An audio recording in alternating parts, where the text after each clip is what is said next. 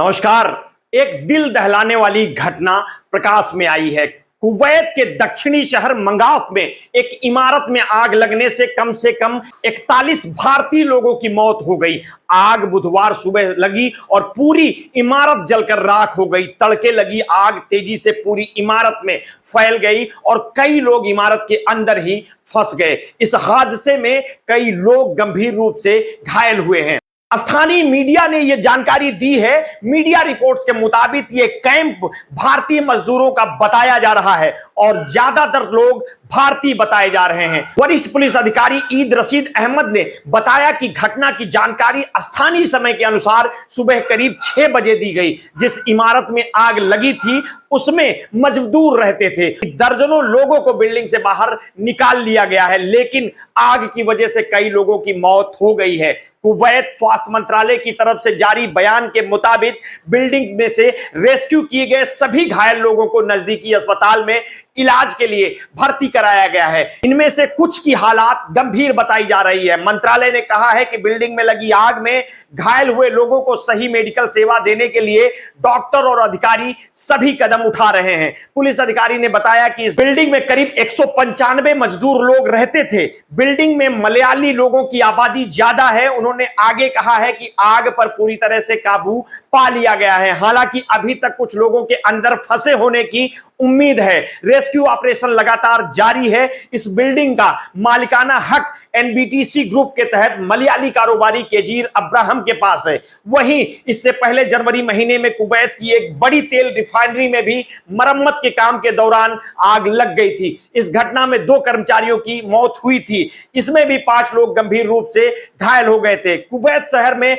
आग लगने की घटना की खबर सुनकर बहुत दुख हुआ। खबर है कि 40 से ज्यादा लोगों की मौत हो गई है और 50 से ज्यादा लोग अस्पताल में भर्ती हैं। प्रधानमंत्री नरेंद्र मोदी ने ट्वीट कर कुवैत शहर में आग लगने की घटना दुखद बताई है। उन्होंने कहा है कि मेरी संवेदनाएं उन सभी लोगों के साथ हैं जिन्होंने अपने प्रियजनों को खो दिया है। मैं प्रार्थना करता हूं कि घायल लोग जल्दी से जल्दी ठीक हो जाएं। कुवैत में भारतीय दूतावास इस पर बारीकी से नजर रख रहा है और प्रभावितों की सहायता के लिए वहां के अधिकारियों के साथ काम कर रहा है। आज भारतीय मजदूरों से जुड़ी दुखद आग की घटना के दौरान दूतावास ने एक आपातकालीन हेल्पलाइन नंबर जारी किया है। वो नंबर है 965655055246। सभी संबंधित लोगों से अनुरोध किया गया है कि इसे अपडेट करें, हेल्पलाइन से जुड़ें। दूतावास हर संभव सहायता प्रदान करने के लिए प्रतिबद्ध है। में आग लगने की घटनाएं पहले भी होती रही हैं। इतने लोगों की मौत पहले कभी नहीं हुई। इस हिसाब से यह बहुत बड़ी घटना है।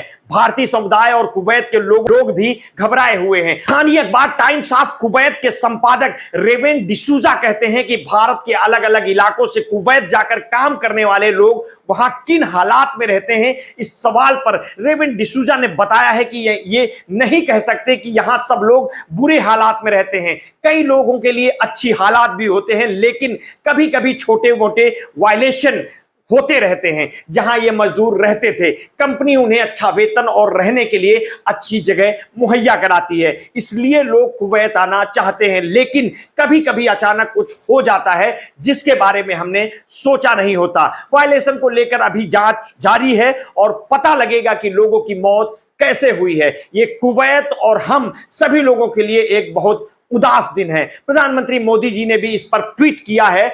हिज हाइनेस अमीर ने भी इस घटना को गंभीरता से लिया है। मुझे लगता है कि इस घटना से कई गलतियों के सुधार की शुरुआत होगी।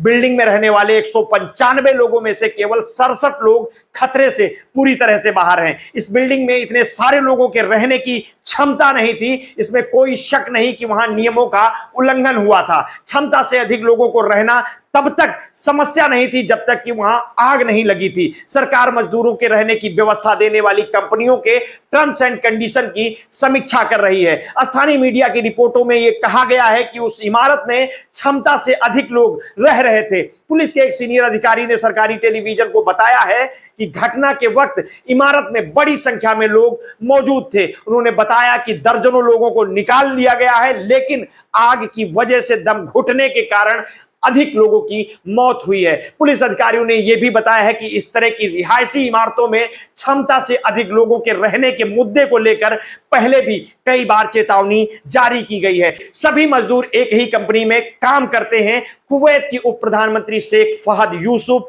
अल सबाह ने घटनास्थल का दौरा किया है। शेख फहद यूसुफ अल सबाह देश के गृह मंत्री भी हैं। मौके पर पत्रकारों से बात करते हुए उन्होंने कहा है कि संपत्ति मालिकों का लालच इस घटना का प्रमुख कारण है। उन्होंने समाचार एजेंसी रॉयटर्स से कहा है कि उन्होंने नियम तोड़े हैं और ये इसी का नतीजा है। कुवैती मीडिया की रिपोर्ट के मुताबिक इस इमारत में क्षमता से अधिक लोग रह रहे थे। गृह मंत्री ने कहा है कि संपत्ति कानून के उल्लंघन की जांच की जाएगी। कुवैत में 2/3 आबादी प्रवासी मजदूरों की है। यह देश बाहरी मजदूरों पर निर्भर है।